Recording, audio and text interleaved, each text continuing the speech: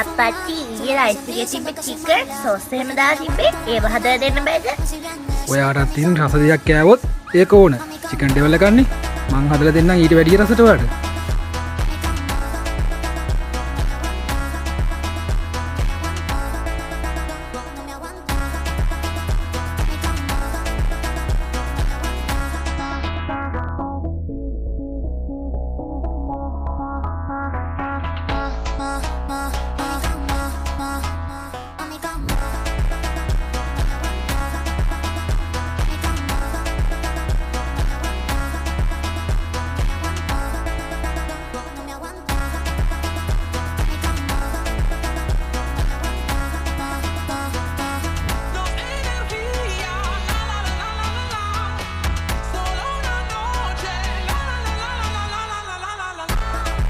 චූටි මැනිකේ මේ මං හැදුවා චිකන් ඩෙවල්.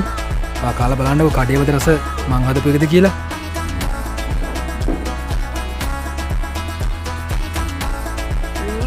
හරිම රහයි අප්පච්චි.